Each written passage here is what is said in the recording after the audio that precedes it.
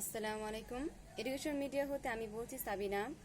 আজকে আমি পড়াবো আইসিটি চ্যাপ্টার 4 এইচটিএমএল এবং ওয়েব ডিজাইন। টেবিল ট্যাগের ব্যবহার। গত ক্লাসেও আমি টেবিল ট্যাগের ব্যবহার পার্ট 1 দেখিয়েছি, আজকে দেখাবো পার্ট 2। টেবিল ট্যাগ, এখানে দেখো একটা ফার্স্ট টেবিল। আজকে মেইন আমরা কোডিং করবো হচ্ছে এই টেবিলটাকে। এই টেবিল কি দেওয়া আছে? এই টেবিল দেখো, এদিকে রো দেওয়া আছে, মানে দুইটা এর বি যে দেওয়া আছে আইটেমটা টেবিল ডাটা, এখানে বি যে টেবিল ডাটা দেওয়া আছে সেটা দুইটা কলামকে এক করেছে, আর এখানে দুইটা রোকে এক করেছে, দুইটা রোকে একটা রোতে পরিণত করেছে। আমাদের এখানে যদি আমরা এই বরাবর দাগ টানি তাহলে এই রকম আসবে, আর এই বরাবর দাগ দিলে সেম আমরা এই টেবিল আকৃতিটা পাবো। এইরকম আমাদের টেবিলটা হবে ফার্স্ট এরকম আকৃতি, বুঝতে হবে যে এটা কেমন ছিল, আগে পূর্বে কেমন ছিল, এরকম আকৃতি ছিল। তারপর এটা থেকেই তো ফার্স্টে এটাকে আমরা রিমুভ করেছি, মানে এই দাগটাকে বাদ দিয়ে আর এই দাগটাকে বাদ দিয়ে দেন এরকম আকৃতি হয়েছে। এরকম আকৃতির টেবিলকে আমরা কোডিং করবো আজকে। এরকম আকৃতির টেবিলকে আমরা কিভাবে কোডিং করতে পারবো? ফার্স্টে দেখতে হবে, এটাকে ভালো করে বুঝতে হবে যে বি যে দেওয়া আছে টেবিল ডাটা, এটা কিন্তু দুইটা, এখানে আমরা মাঝ বরাবর দাগ দিলে সেম আগের আকৃতি টেবিল এসে পড়ে। আর এটাকে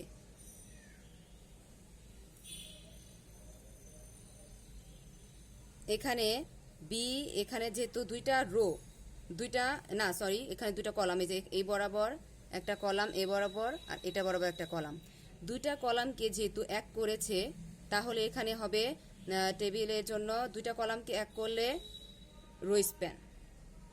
আর এখানে দেখো দুইটা রোকে, এই যে এখানে দুইটা রো, এই যে এখানে একটা আর নিচে একটা দেওয়া আছে, দুইটা রোকে আমরা এক করেছি, তাহলে সেটা হবে, সেটার ক্ষেত্রে অ্যাট্রিবিউট আসবে টেবিলের কলস্প্যান।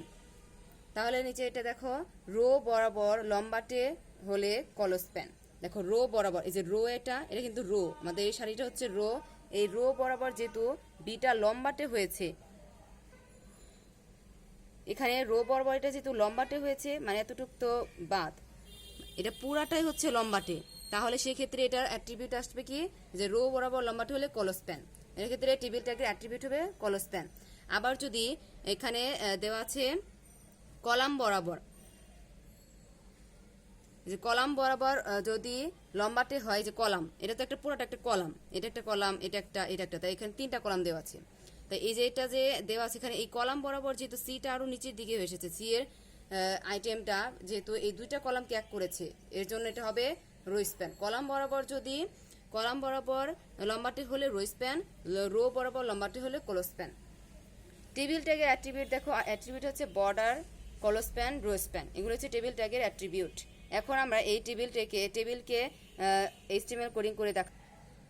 এখানে উক্ত টেবিলটি হচ্ছে এটা, এদিক বরাবর ফার্স্ট আমরা কোশ্চেন এটা দেখলেই ফার্স্ট এই বরাবর, যেহেতু আমাদের এখানে আরো দেওয়া আছে দাগ, তাহলে এটা একটা ঘর হবে, এটা দাগ টেনে নেব, তো এই বরাবর একটা হবে, তাহলে এটা আমাদের পূর্বের অবস্থায় ছিল, তো সেই অনুযায়ী আমাদের করতে হবে। এখন ফার্স্টের এইচটিএমএল লিখবো, তারপর বডি আসবে, বডির পরে আসবে টেবিল বর্ডার দেব 1, তারপরে আসবে কি, এখানে আমাদের ফার্স্ট, এখানে কিন্তু সব টেবিল ডাটা দেওয়া আছে, এখানে আমরা কোনো টেবিল হেডার ব্যবহার করা হয়নি, এর জন্য এখানে আমরা ফার্স্ট যেটা দেওয়া আছে সেটা দিব। আর এখানে দেখো কোনো ক্যাপশন দেওয়া নেই, এর জন্য এখানে কোনো ক্যাপশন ট্যাগ ব্যবহার হবে না।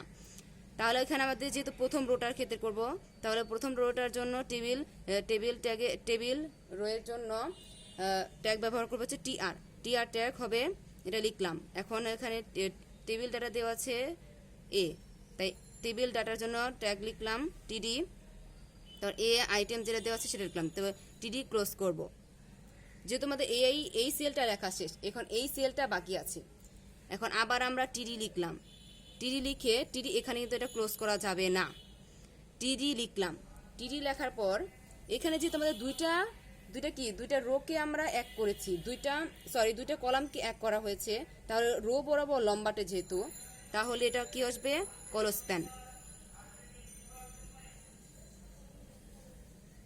কলস্প্যান ইকুয়াল, যেহেতু দুইটা রোকে আমরা দুইটা কলামকে এক করেছি, দুইটা কলাম কিন্তু এখানে দেখো পরে নিচে দেওয়া আছে দুইটা, তাই ইকুয়াল টু 2 হবে। তারপরে আইটেম যেটা দেওয়া আছে বি লিখলাম, লেখার পরে টিডি ক্লোজ করবো, শুধু টিডি লিখবো। তারপরে আরেকটা নিচেটা দিব। এখন ফার্স্ট সেল আমাদের ফার্স্ট যেটা রো দেওয়া আছে সেটা লেখা শেষ, এখন পরবর্তীটা লিখবো। তাই এর জন্য আমরা ফার্স্ট এটা টিআরটা ক্লোজ করে দিলাম। এখন আবার পরেরটার জন্য টিআর লিখবো। এখন পরেরটা টিডি মানে টেবিল ডাটা দেওয়া আছে। এখানে তো সি দেখো এদিকে আমাদের এই বরাবর দেওয়া আছে, এটা কিন্তু দুইটা রোকে এক করেছে, তাহলে এখানে আসবে কি রো স্প্যান ইকুয়াল টু 2, কারণ দুইটা রোকে এক করেছে, যে কয়টা রোকে এক করবে সেগুলো এখানে আমরা নাম্বার লিখবো, সেই অনুযায়ী নাম্বার আসবে। যেহেতু সি দেওয়া আছে তাই সি লিখলাম, তার টিডি ক্লোজ করব। তারপর পরে আইটেম দেওয়া আছে ডি, তাই টিডি লিখলাম ডি, তারপর টিডি ক্লোজ করব। তারপর দেওয়া আছে ই, তারপর টিডি লিখলাম, তারপর ই, তারপর টিডি ক্লোজ করব। এখন দেখো আমাদের এই রোটা কিন্তু লেখা শেষ, তাহলে আমরা টিডি লিখে ক্লোজ করব। টিডিটা ক্লোজ করে দিলাম, টিআর ক্লোজ করব। তারপরের লাইনের জন্য টিআর শুরু দিব, টিআর লিখব,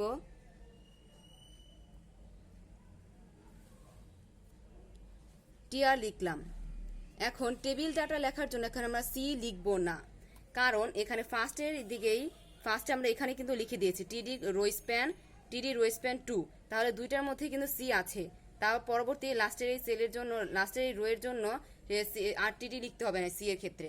এখন আমরা তাহলে টিআর লিখলাম ট্যাগ, তারপর টিডি লেখার পরে এফ দেওয়া আছে এফ লিখবো, তারপর টিডি ক্লোজ করব।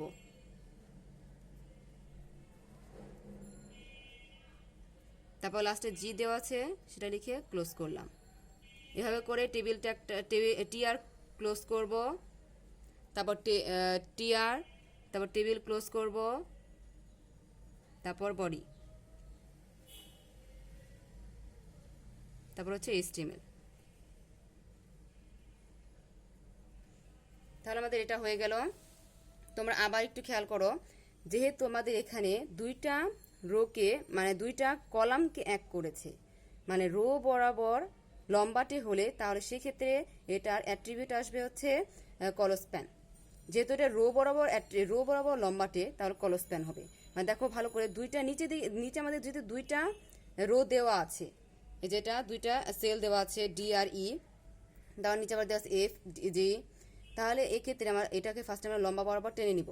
নেওয়ার পর দেখা যায় কি এখানে দুইটা আইটেমকে এক করেছে, দুইটা সেলকে একটা সেলে পরিণত করেছে, অর্থাৎ দুইটা কলামকে একটা কলামে পরিণত করেছে।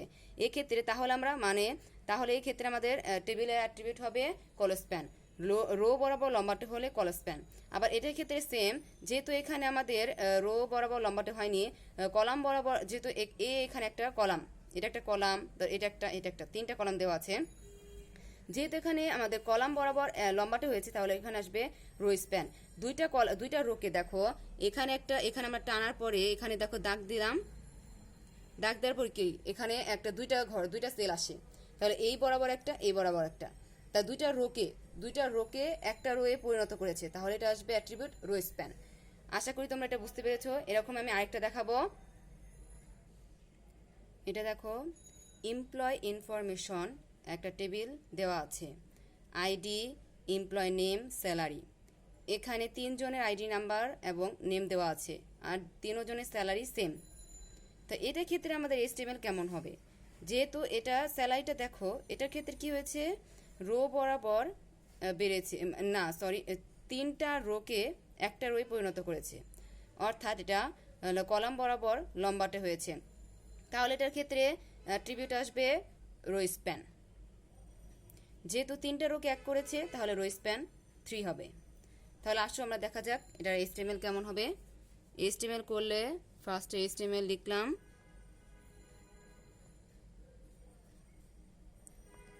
বডি, এগুলি তো সব লিখতে হবে। এখানে কিন্তু আমাদের ক্যাপশন দেওয়া আছে,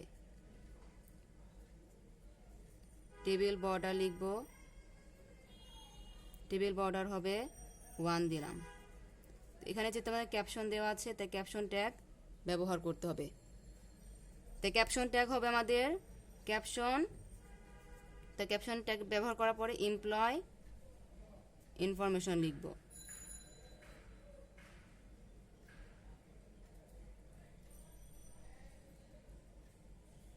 তারপর ক্যাপশনটা ক্লোজ করব।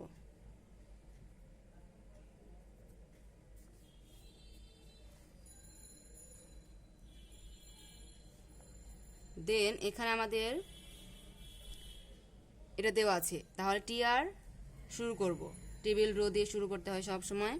টিআর ট্যাগ দিলাম। তারপর এদিকে আমাদের সব আইডি, এমপ্লয় নেম, স্যালারি এগুলো হচ্ছে সব হেড দেওয়া আছে, তাহলে টেবিল হেড লিখবো আমরা। তো TH লিখব। তার আইডি দেওয়া আছে, আইডি লিখলাম। তো TH ক্লোজ করব। তো TH লিখলাম। পরেরটা তার আইডি নেম দেওয়া আছে, এমপ্লয় নেম, এমপ্লয় নেম লিখব। তার এই আইডিটা টেবিল হেডার ক্লোজ করব। তার টেবিল হেডার স্যালারি দেওয়া আছে, তাই TH লিখব। স্যালারি লেখার পরে এটা ক্লোজ করে দেব। যেহেতু আমাদের এই রোটা ফার্স্ট রো লেখা শেষ, এই যে এই রোটা লেখা শেষ, তাহলে আমরা TR ট্যাগ ক্লোজ করব। TR ট্যাগ ক্লোজ করলাম। তা পরেরটার ক্ষেত্রে দেখো এখানে টেবিল তিনটা আইডি নাম এবং তিনটা আইডি এবং নেম দেওয়া আছে। তাহলে এই ক্ষেত্রে আমাদের যেহেতু এইটা দেওয়া আছে প্রথমটার, এটার ক্ষেত্রে আমরা আবার শুরু করব TR রো শুরু করে দেব। TR ট্যাগ শুরু করলাম। লেখার পরে ফার্স্ট আমাদের দেওয়া আছে আইডি নাম্বার 101, তো নেম দেওয়া আছে আকাশ। তাহলে এটা হচ্ছে টেবিল ডাটা, তাই TD লিখলাম। তো টেবিল ডাটা দেওয়া আছে 101, লেখার পরে এটা টেবিল ডাটাটা ক্লোজ করে দেব। তারপরে আবার দেওয়া আছে নাম, তাই নেমটা লেখার পরে ক্লোজ করে দেব।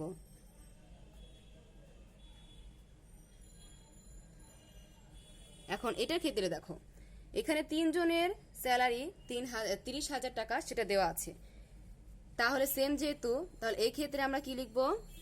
TR লিখলাম। লেখার পর যেহেতু এটা আমাদের এটা রো বরাবর মানে তিনটা রোকে এক করেছে, তাহলে রো স্প্যান হবে। অ্যাট্রিবিউট আসবে রো স্প্যান ইকুয়াল টু 3। আমাদের আগেটার ক্ষেত্রে কিন্তু 2 হয়েছিল, কারণ সেখানে দুইটা সেলকে এক করেছে। এক্ষেত্রে তিনটা যেহেতু আমাদের দেখা যাচ্ছে এখানে তিনটা আইটেমকে মানে তিনটা রোকে এক করেছে, এর জন্য আমরা 3 দিলাম। Rho span 3। তারপর দেওয়া আছে যেটা 30,000 সেটা লিখব। তারপর TD ক্লোজ করব। যেহেতু আমাদের এই সেলটা এই সারিটা লেখা শেষ, তাহলে এই সারিটা আমরা ক্লোজ করে দেব। TR close. টেবিলটা আমি আবার অ্যাড করে নিয়েছি তোমাদের বোঝার সুবিধার্থে। এখন আমাদের প্রথম রোটা শেষ, মানে দ্বিতীয় রোর। এখন তৃতীয় রো শুরু করব। এটাও শেষ, এটাও শেষ। এখন এই রোটা শুরু করব। এটা শেষ হয়ে গেছে, এটা যেহেতু এই বরাবর আর এই বরাবর আছে, এটা আমরা ফার্স্টে টেনে নেব সুবিধার্থে। এখন এটার ক্ষেত্রে শুরু করব। তাহলে আসবে আবার TR ট্যাগ দিব। তার TR ট্যাগে দেওয়া আছে আইটেম দেওয়া আছে কি টেবিল ডাটা। টেবিল ডাটার জন্য TD ট্যাগ ইউজ করব। তো টেবিল ডাটা দেওয়া আছে 012, তাই 012 বার ক্লোজ করে দেব। টেবিল ট্যাগ ক্লোজ করবো। তো TD দেওয়া আছে, TD লিখলাম। তারপর নাম দেওয়া আছে নাফি দিলাম। তারপর এটাকে ক্লোজ করে দেব। এখন আবার আমাদের এটা লিখতে হবে না, কারণ যেহেতু আমরা ফার্স্টের এই যে ফার্স্ট আইডি দেওয়া 101 দেওয়া আছে প্রথম রো এর ক্ষেত্রে আমরা এটা ইউজ করেছি। তার পরবর্তী সবগুলির ক্ষেত্রে তিনটার ক্ষেত্রে আমাদের সেম এটাই আসবে। এজন্য এটার ক্ষেত্রে আর আমাদের এই একইটা লিখতে হবে না। এখন পরবর্তী ক্ষেত্রেও 101 এই আইডির জন্য এই সেলটার জন্য মানে এই রোটার ক্ষেত্রেও সেম এইভাবে আমরা লিখব। কারণ যেহেতু আমাদের এই রোটা তিনটা রোকে এই সেল যেটা স্যালারিটা এটা তিনটা রোকে আমরা এক করেছে, সেক্ষেত্রে 3 তো আমরা রো স্প্যান দিয়েছি, এর জন্য আমাদের আর বারবার লিখতে হবে না, এটা প্রদর্শিত হয়ে যাবে। এর জন্য এই ট্যাগটা আমরা এই রোটা আমরা ক্লোজ করে দেবো TR ট্যাগ দিয়ে।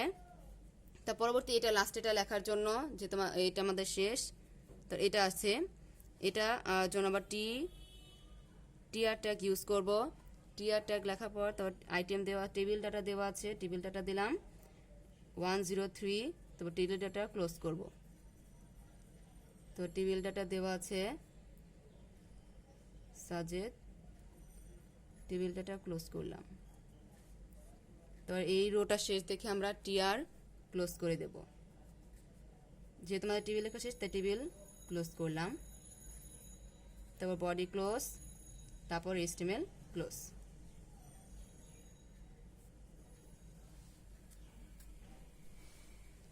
তোমরা এটা আবার দেখো, খেয়াল করো, এখানে আমাদের সবার যেহেতু একই মানে এখানে সেল রোগুলি 3টা দেওয়া আছে, 3 জনের স্যালারি সেম, এর জন্য আমরা এইগুলি 3 জনের স্যালারি একসাথে একই সেলে রেখেছি এবং এটাকে আমরা ভাগ করে নিই। যেহেতু আমরা এই 3 জনের স্যালারি সেম, এর জন্য প্রথম আইডির ক্ষেত্রে আমরা যেহেতু এই প্রথম রোটার ক্ষেত্রে এইটা লিখব, পরবর্তী আর কোনো রোয়ের ক্ষেত্রে লিখতে হবে না। প্রথম রোয়ের সাথে আমরা রো স্প্যান এই টাকাটা লিখে ফেলবো, টিডি রো স্প্যান ইকুয়াল টু এটা লিখবো, টিডি রো স্প্যান 3 লিখতে হবে, 3 লেখার পর এই আইটেমটা লিখবো, তো টিডি ক্লোজ করব। পরবর্তী আর একটার ক্ষেত্রেও লিখতে হবে না। যদি আমাদের এখানে আরও থাকতো, যদি এটা যদি আবার আলাদা থাকতো আইটেম, যদি এটার ক্ষেত্রে আবার আলাদা এখানে ইনকাম দেওয়া থাকতো, সাপোজ 2000 দেওয়া আছে, বা সরি 2000 না 20,000 দেওয়া আছে, তাহলে সেই ক্ষেত্রে আবার এটার ক্ষেত্রে রো স্প্যান 2 লিখতাম, আবার এই আইটেমের জন্য আবার এখানে টিডি লিখতে হতো। এখানে রো স্প্যান আর কল স্প্যান ইউজ করা মানে হচ্ছে যে ওই আইটেমটা প্রথমেই লিখতে হবে, পরবর্তীতে আর লিখতে হবে না। এটা এখানে এমপ্লয়মেন্ট ইনফরমেশনের টেবিলটা আমি দিয়েছি, আর এমপ্লয়মেন্ট ইনফরমেশনের ক্ষেত্রে 3 জনের স্যালারি যেহেতু সেম, এজন্য আমরা কল স্প্যান ইউজ করা এটা 3টা রোকে এক করে দিয়েছি, আর 3 জনের ইনকামের মানটা এক জায়গায় রেখেছি। যদি আমরা এইভাবে কোডিং করি, HTML কোডিং করার পর ওয়েব ব্রাউজারে প্রদর্শন করি, তাহলে এটা ওয়েব ব্রাউজারে রান করলে সেম আমরা এই আকৃতির টেবিলটা পাবো এবং সেম এটা দেখা যাবে। আশা করি তোমরা এটা ট্রাই করবে এবং না বুঝলে আমাকে বোঝাবে। আজকে আমি এই পর্যন্তই বোঝানোর দরকার ছিল। নেক্সট ক্লাসে আমি আরও বোঝাবো ক্রিটিক্যাল টাইপের, ওটি তোমরা আরও পাওয়ার জন্য ওয়েটিংয়ে থাকবে। ভালো করে বুঝবে, না বুঝলে আমাকে একটু জানাবে। আল্লাহ হাফেজ।